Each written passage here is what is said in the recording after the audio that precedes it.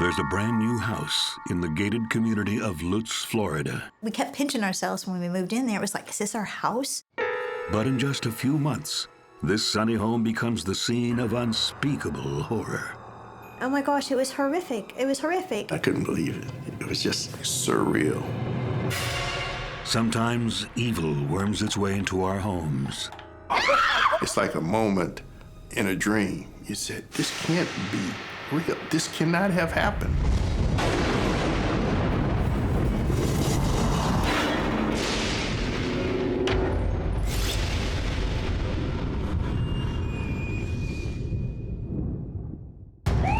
On November 1st, 2006, police answer a desperate 911 call.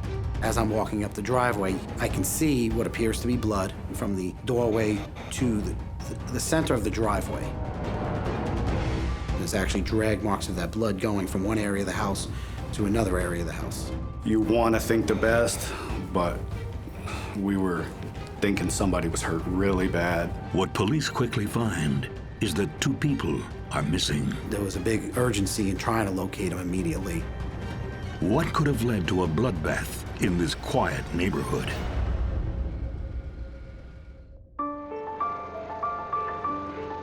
In 1997, 38-year-old Galen Eugene Thurno, Gene to his friends, moves to Columbus, Nebraska. He was from the Kansas City area. His father worked there. He had one sister who he adores and another older brother and a younger brother. We were a conservative family, had a great childhood, all of us. After a stint in the Air Force, Gene takes on a job as an air traffic controller. You could handle a lot of the stress, things like that, and that's something that he decided to go for. Thanks a lot, buddy. At the Columbus Flight Service Station, Gene fits right in.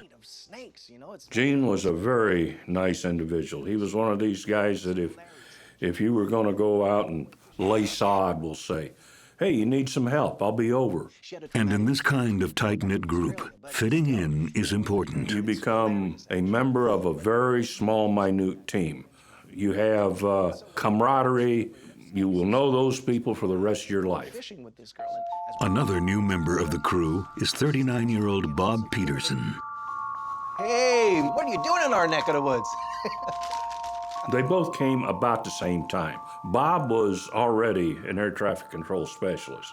He had transferred to Columbus, Nebraska because his father owned a farm, and he used to go home and help his father do the farming. Do you want some? Go ahead, thanks. Bob doesn't fit in with the gang nearly as well as Gene. Bob was a quiet individual, not that he wouldn't speak to you. Bob, I would have to describe as kind of a loner. He was just a quiet, nice guy. Bob was a guy who liked to work by himself. And the mid-watch, which works from midnight to 8 generally, was his favorite watch. Most people hate the loneliness of the night watch, but it suits Bob just fine.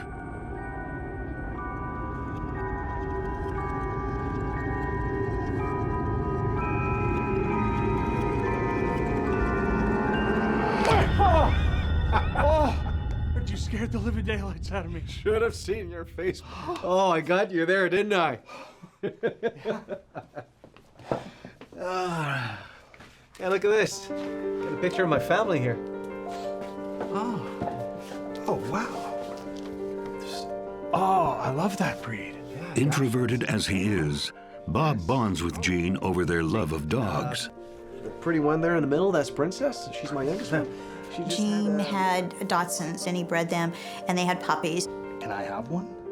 If you're a good home for my puppies, I'm more than happy to give you one. He loved puppies, too. He was always talking about his puppies. Gene loved his dogs. They didn't eat out of a bowl. They didn't, have their dog food. He had plates for them, and they ate whatever he ate. And they were his babies. He loved them to death. Gene's easy for Bob to get to know. He was one of these guys that would sit there and talk to you during the free time at work. You come over to my place, I'll introduce you to the mother, and you can pick a puppy. While things at work are going well, Gene's home life isn't quite so happy. His marriage to wife Sherry is headed toward divorce. He was married about 20 years. Gene gave her all the love that he could. Sherry, you can't be doing this. I think She just wasn't able to give back.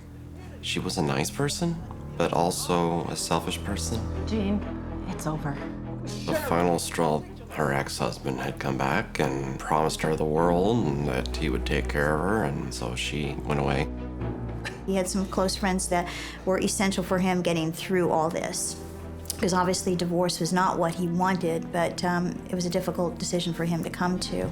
Sherry. His divorce comes as no shock to his co-workers. There are few secrets in this tight-knit world. It did not surprise me that they split up and went separate ways. women, huh? Everybody. I had to concentrate on convincing him that he needed a new life. That's really good news. January 2002, Gene asks for a transfer to St. Petersburg, Florida. Part of the draw to get to St. Pete was just to be around family. It was like a breakaway, a new start. What's going on? Hey, I'm being transferred to Florida. Sunshine, I can't believe it. Gene's transfer will leave a hole in this close community. It's great. Congratulations. Thanks. Gene seemed like one of Bob's only friends. It doesn't take Gene long to find a new home. And soon, he starts looking for something else. A new love. It was very helpful to find somebody. He just wanted somebody that would love him as much as he could love them. Things are also looking up at his new job at the Flight Service Center in St. Petersburg. He transferred to us as an air traffic control specialist, and he worked out just perfectly at our job. As always, Gene gets along with everyone. Just a wonderful gentleman. Oh, this is your desk. Great guy to work with. Just a real good person. JJ, this is Gene, our new transplant from Nebraska. We already met.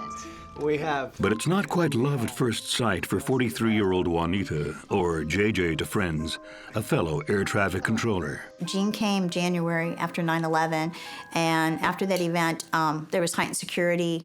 Someone else was coming in, one coworker, and then Gene was right behind him, like to piggyback, and it's like, whoa. Who are you? I'm Gene Thurnow. I just started today. Where's your badge? Yeah, sorry. Right here. Okay, fine. Thank you. That was the first time I met him, his first day at work. I challenged him, as they called it. So. JJ's on edge for a reason. She's having a hard time with her husband. We'd been married 20 years, 3 children. He was just a very controlling person. JJ, would you happen to have a stapler? Oh, of course. Here it is. Oh, sorry. The pair become fast friends, but with just a hint of something else. We were talking about where we came from and everything. He had just gotten divorced. I was close to going through one, and so we kind of, shared that.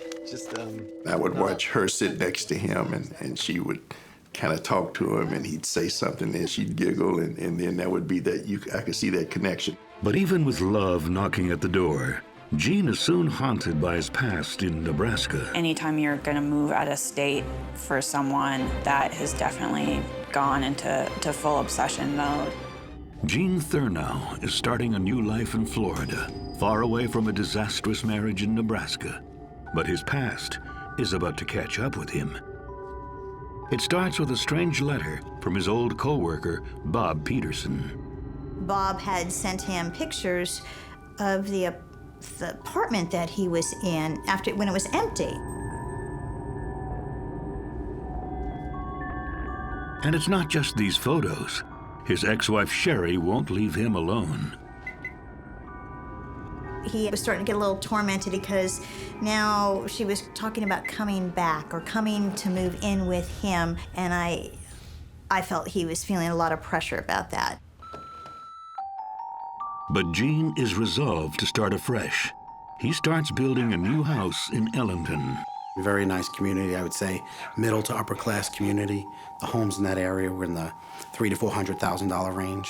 I'm sure you'll find everybody friendly. During the construction of his new home, the past becomes the present when a familiar face appears. Bob! Hey! Well, how the heck are you doing, buddy? Good, good. When Bob got a transfer to St. Petersburg, we did not think it odd at all. We figured he was doing it for his career. A freshly minted Floridian, Bob needs a place to live. His timing is perfect.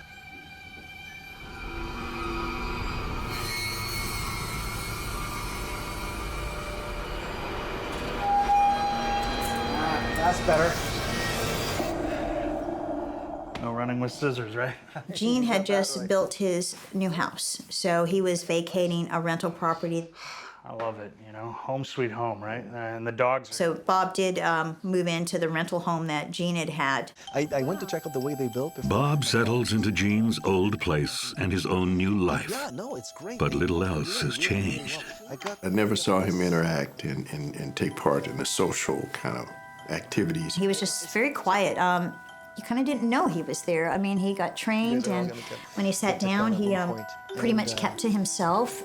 Yeah, I know. We have to go back to work, I guess. I'll just leave it there if you guys want to take a look at it. They've got, like, really good models in there. JJ is one of Bob's first new work friends. When you're done with the newspaper, could I read it? JJ is going to make you feel comfortable no matter who you are. Yeah, absolutely. I'll drop it off just right after I'm done. Thanks. Yeah, no problem. From that day on, when I would come into work, he would have the newspaper at my desk. He had already read it, but he would have perfectly folded it back in the same creases that it was, and it'd be sitting there waiting for me. And JJ has more on her mind than helping Bob fit in. Her marriage is over. Divorce is a terrible thing. Okay, but I usually always say sometimes divorce can be a good thing too, so in this case it was. Actually, I'm kind of relieved now. She turns to Gene.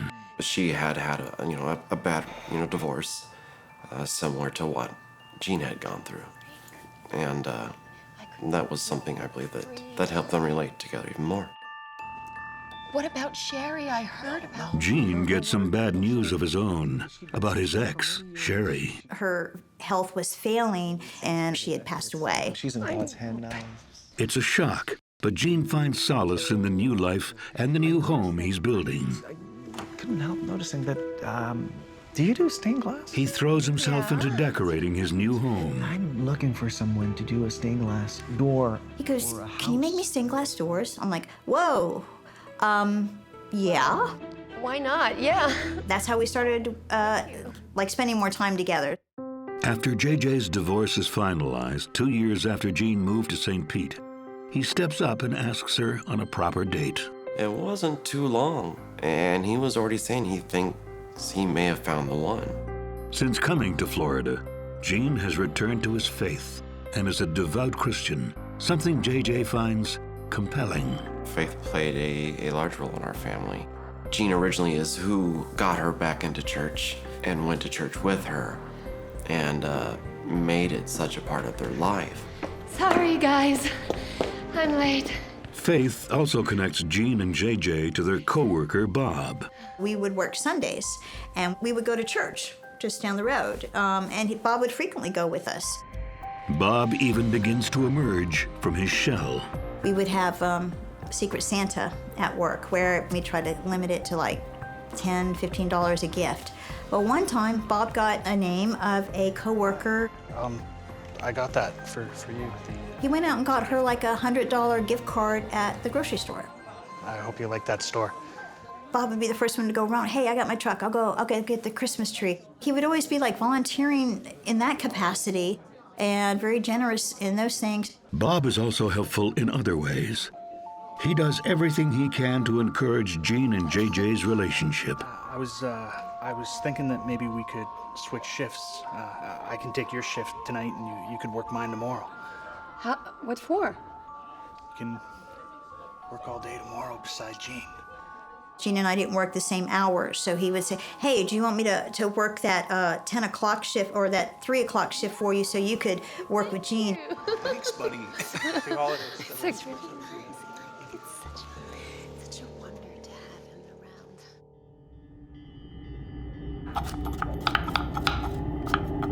Oh! You should have seen your face. It's absolutely priceless. Hey, look what you got. Around this time, Gene gets a card, but not from JJ. Look at this. It's so funny.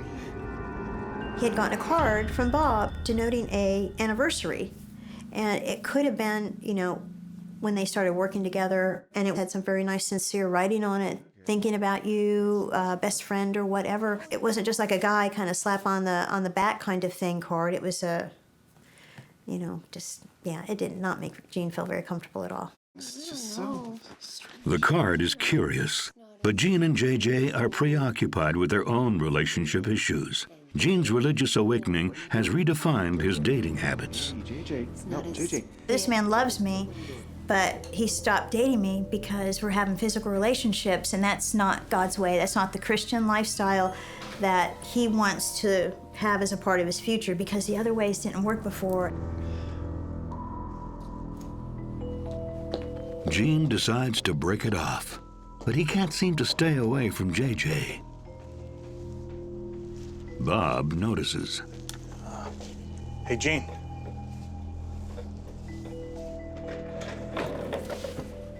What's going on there? I thought you and JJ broke up.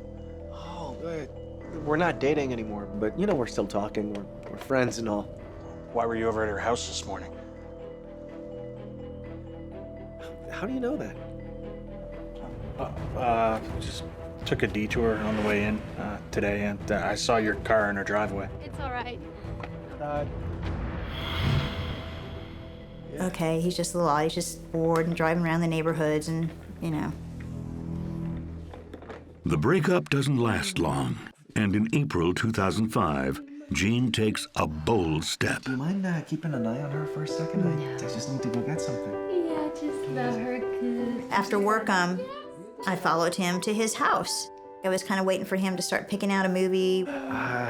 JJ, if you don't mind standing up just for a second, I want to check something. And then he goes in the bedroom and he comes back out. What? And handed me a box. There's a note folded up really small and shoved into where the ring is supposed to be. I was just like overwhelmed. I'm like, really? I mean, I was floored. I was crying. Gene proposed.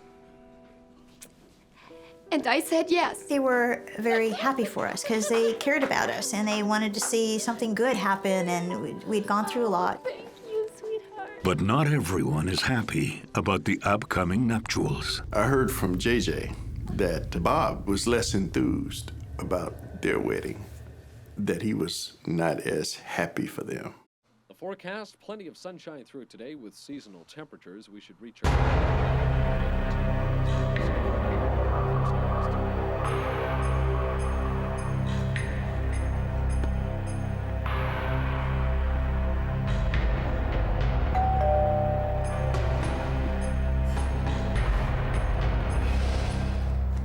He gave us this this beautiful vase. It was a crystal Waterford vase. It was a limited edition, and I think the value was like $600 something. And it was like, whoa, okay, thank you, Bob.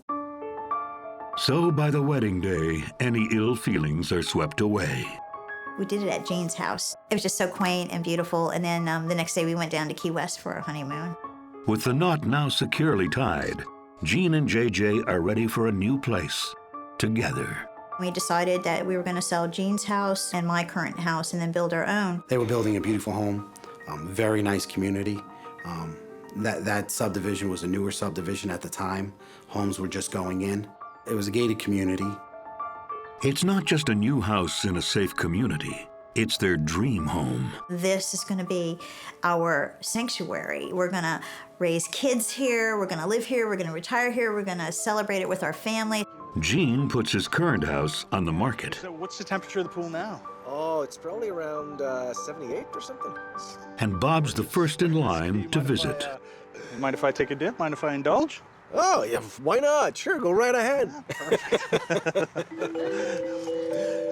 He thought it was going to be like a day lounging around the pool, but Gene and I, we had other things planned for the rest of the day, so he seemed a little disappointed that we weren't enjoying the pool too. Hey, look, you know, I know I already rented your apartment, and would it be weird for me to maybe suggest that I might be in the market for this house? Oh, wow. Taking it off your hands? Why would that be weird? It's a beautiful house. Bob bought his house at the asking price. And I thought, in that day's market, that's awfully generous of him because, you know, you could get houses much less than what the people asked for.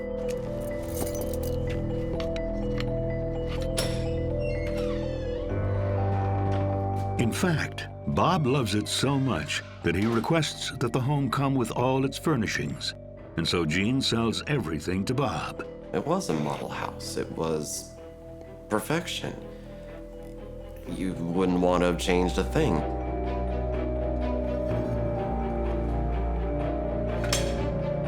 Bob thinks he's bought everything. But when he sees that the bedroom linens and bedspread are not included, he's disappointed. He went in there expecting to get like the bed totally made with pillows and sheets, and it was like, no. It's like, why does he want these personal items, these things that are so intimate? I wrote out, okay, I don't know if Bob's had a house before, you know, maybe he just doesn't get it. And Bob's behavior, already odd at times, is about to get even stranger. It was, you know, such clear evidence that he was keeping really close tabs on them. After months of construction, Gene and J.J. Thurneau's dream house is finally finished. We kept pinching ourselves when we moved in there. It was like, is this our house? As both have had tumultuous marriages, they swear this time and this house will be different. Look what I have. It's the picture. Oh, it's absolutely perfect. Oh. We were not going to have any kind of negative feelings in this house. There was not going to be any arguing or yelling. We were looking forward to inviting lots of people and friends over to share that with him. Bob's also been busy. He comes to work one day in the last week of October to show off his new baby, a shiny new car. I almost went with the stick, but I stuck with the automatic, the guy. So he is showing Gene the car, and at that time, it had the GPS in it.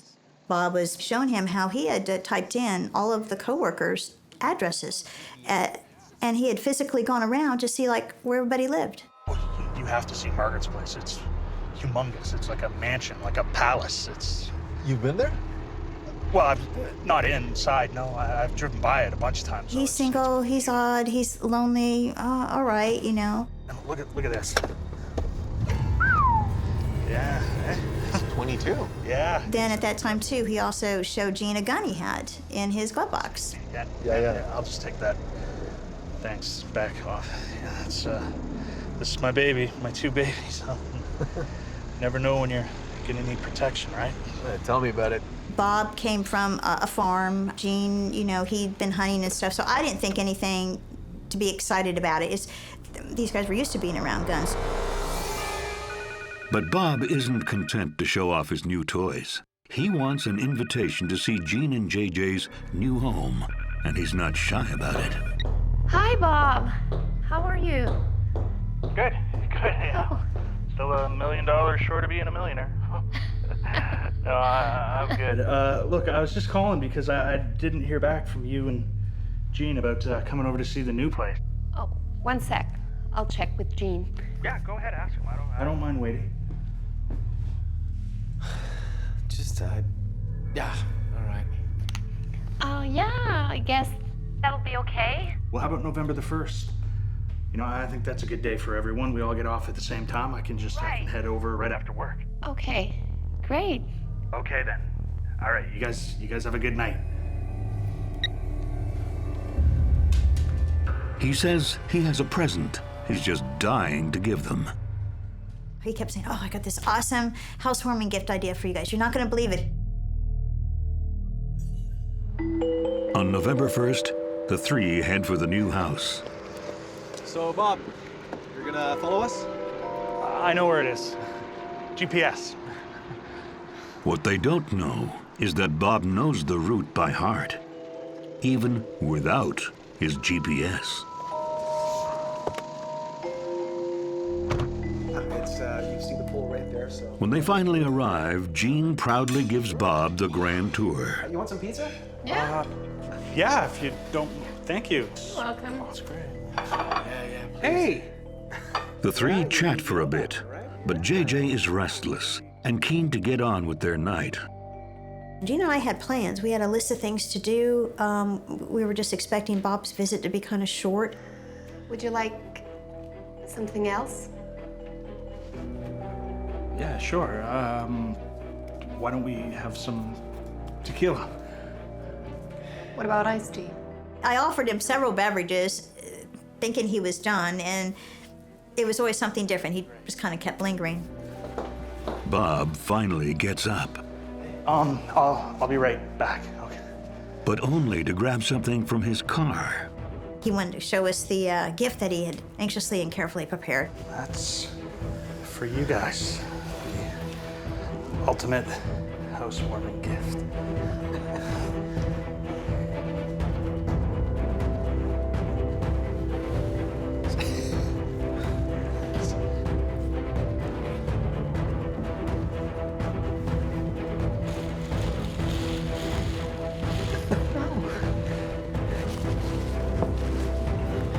It's a 50-page leather-bound photo album.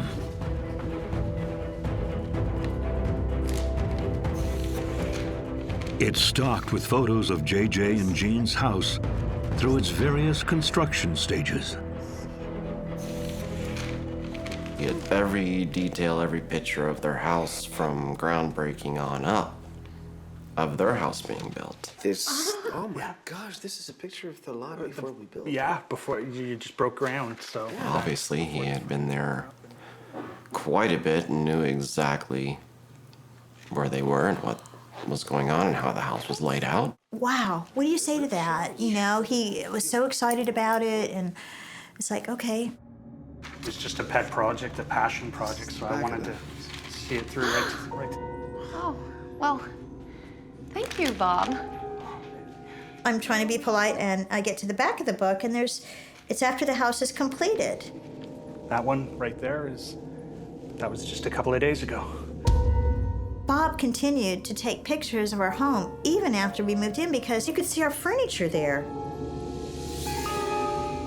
It was, such clear evidence that he was driving by all the time and that he was keeping really close tabs on them. The couple doesn't have much of a chance to react. Within minutes, there's an unexpected knock at the door. It's my daughter. JJ and her daughter have to run an errand. Hey, darling, I gotta go. I'll be back in an hour. Thanks for the gift, Bob. I love you. I love you too. When JJ leaves the house, Bob follows her out. I just thought maybe he thought his car was blocking us, and I was like, no, we're fine. But he went straight to his car, and then Cassie and I left, so I don't know what he was going for. He was getting something out of his car. What JJ doesn't know is Bob has something else for Gene, something he's been obsessing over for years. I started thinking about how this could not be a very good ending. After JJ Thurno leaves her dream home to run errands with her daughter, Bob Peterson goes to his car to get something. And this time, it's not a present. He had actually typed out a letter. It's actually a kind of confession. Thanks.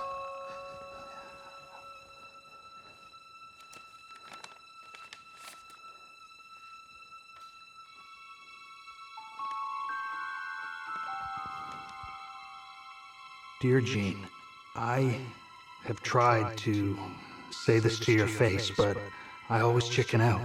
I guess I really am a coward. That's why I'm writing this letter instead. I get the impression that most people think that I'm gay. To be honest, I don't know what I am. Gene is stunned as he continues to read. Between the ages of 19 and 25, I had sex with 25 different men, yet I wasn't in love with any of them. Never been in love with another man until I met you. Do you believe in love at first sight, Gene? Bob decided he was gonna tell Jean about his true feelings. I envy JJ. She can see you and touch your naked body every day. Gene, I love you with all my heart and soul, and I only want to bring you pleasure. I know how good it feels. From personal experience all those years ago, I realize this goes against the teaching of the Bible, and I've already asked God's forgiveness, and I know He will forgive you also. Gene's shock turns to anger when he reads, I'm not leaving your home until you let me taste your manhood. Bob, is this a joke? No, I wanted to tell you this for a long time. Bob, this is not funny. You're gonna have to leave now. I'm not going anywhere, Gene. No. Bob, I want you to grab your jacket and get out of my house. No. Now. No. Gene, look, I know that you're scared, but you don't have to be, okay? You don't have to be afraid. JJ doesn't have to know. We can be together. Gene was gentle and kind, but he also wasn't a wimp. He wasn't going to let somebody impose on him like that.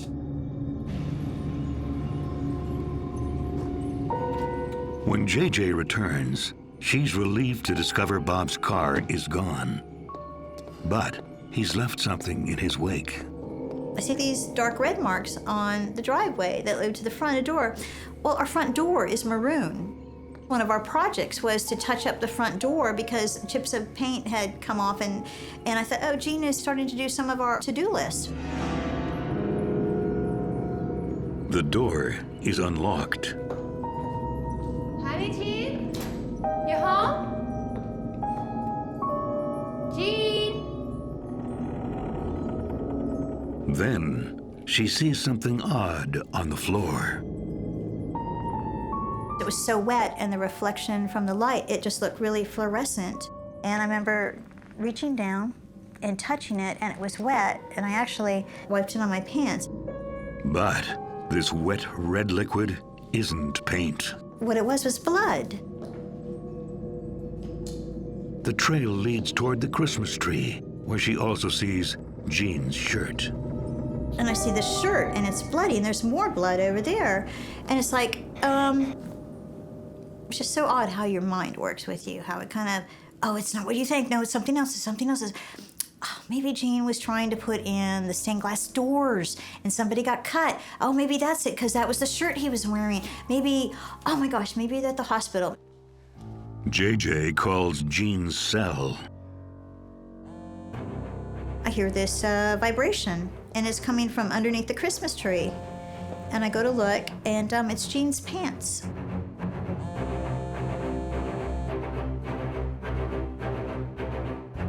I see his shoes and his socks, and I see his underwear.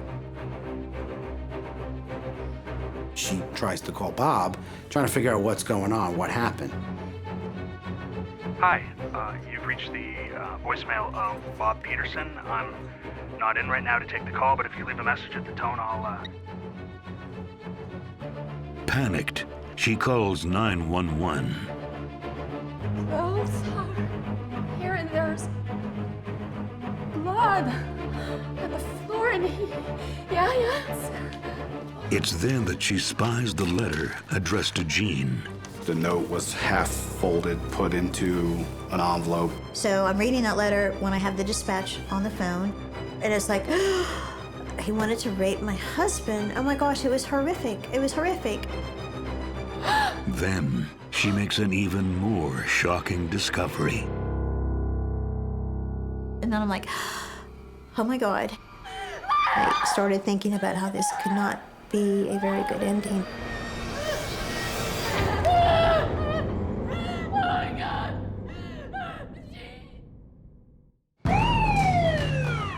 The police arrive in a matter of minutes.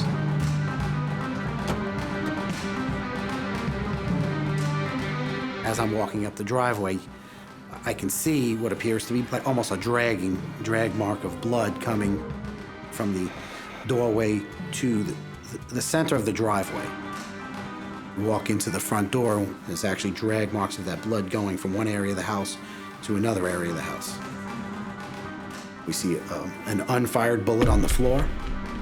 The police issue a missing persons alert, but no one thinks Bob and Jean are just missing. You want to think the best, but we were thinking somebody was hurt really bad, not knowing which one. Could have went either way. There was a big urgency in trying to locate him immediately. The home is considered a crime scene, and investigators work throughout the night. JJ's not allowed back until the next morning. She's not alone long. By the afternoon, she's surrounded by family. I was at work when I first got the call from JJ. I left work immediately, and I called my sister and had her call my brother and my parents from there. And then we all headed up to their house. I just remember family members started showing up. Meanwhile, one of the first places the police check is Bob's house, Jean's old house. It didn't appear anybody was there. Actually, the home looked like it had barely been lived in. The search stalls until suddenly they catch an unexpected break. I had spoken to Bob's brother. He had mentioned that at one point Bob had lived in Safety Harbor area. He had said that he didn't know he'd even had the new house yet down in Ellington. The address isn't familiar to JJ or anyone from their work. Bob by Jean's home. Why would he have another home?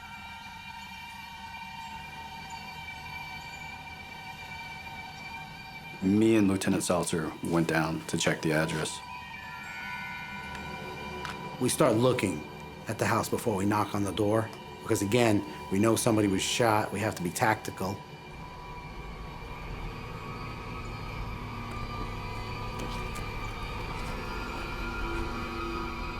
There's the Pontiac that belonged to Bob in the garage. The car door was open, and you could see the blood in the passenger's compartment, and then blood going from the garage door into the house. We went around, we did another check of the home, and while we were checking out the rear of the home by the sliding glass door, there was a smell that was coming from the residence. This house was a lot different than the house in Ellington. You would never know that the same person lived in either home. This house was just dirty, not well decorated. The kitchen was dirty, there was very little furniture in the home, and there was a mattress in front of a TV. We had found a lot of gay pornography, male-on-male pornography, a lot of sex toys. When they enter the master bedroom, they quickly find the source of a horrible smell that pervades the house. Jean Thurno and Bob Peterson are missing, leaving behind a bloodbath. Police head to a secret house Bob has in Safety Harbor, Florida, where they make a horrifying discovery.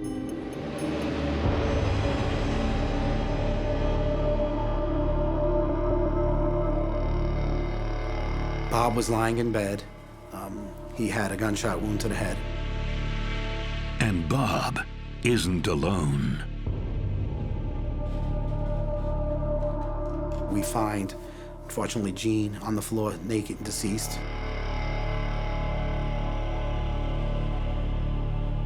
It appeared he had 2 gunshots to the head. That's not his only injury. An inspection of the body revealed that Bob had removed Jean's private parts.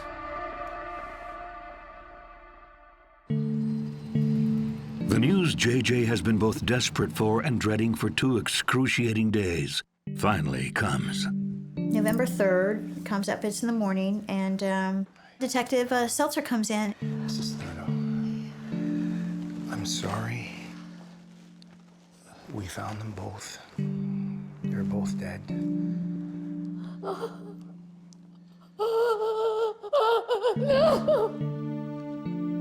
And it's, you know, it still doesn't like click, and it doesn't click. I'm sorry.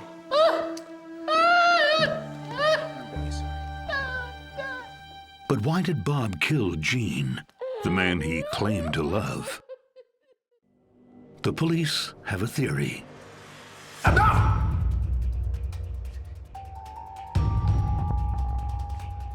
Take your jacket and get the heck out of my house! And one more thing. Just stay right there! After Gene rejected Bob, he snapped.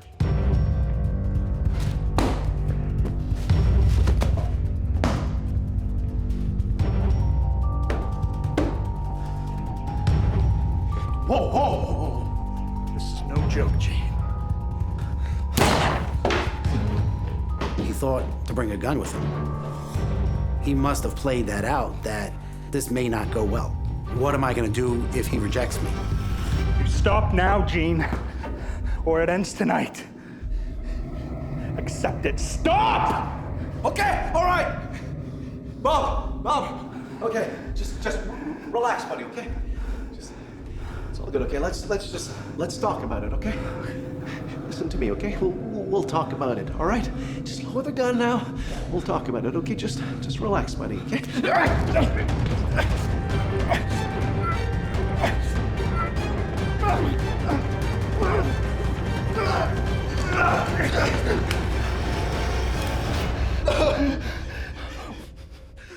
Why did you do that?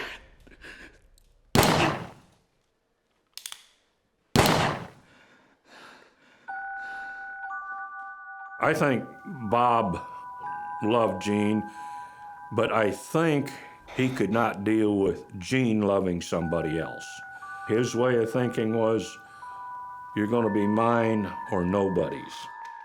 I think he died fairly quickly. He was shot twice, extensive injuries. I truly believe if Juanita had been there, he would have killed her as well.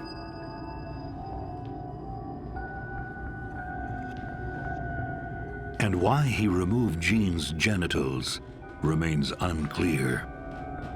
We found the razor blade that had been used to remove him. Police search, but find nothing. I mean, we checked everywhere.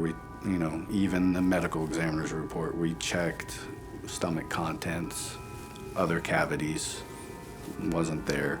There was one drop of blood on the toilet. Whether it was flushed, we don't know. In the end, Bob took the same gun he used to kill Gene to end his own anguish once and for all. He ended his life, which is a sad thing too, because there was a really good part about Bob. You know, it was a little bit odd, but he had a heart, and he was giving and caring. There was just another side to him that was unbalanced that he fought with. Even in the wake of this horror, JJ has found solace in one thing Bob couldn't take from her: her faith. God's strength and mercy has gotten me through it. And that was the only thing I had to hold on to. They did a beautiful job in the house.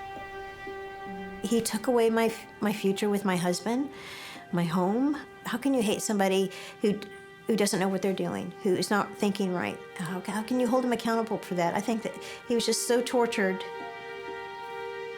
For Gene's family, forgiveness remains elusive. I still don't know if I've actually said it myself that I forgive him. There's still no closure to it for me. For JJ, forgiving doesn't mean forgetting. I was ever so blessed at being around Gene, to see that kind of light, to see that type of person, to be exposed to that person. He's still my inspiration as to how I want my life led. Even though he's not here, he's still kind of here, you know, so.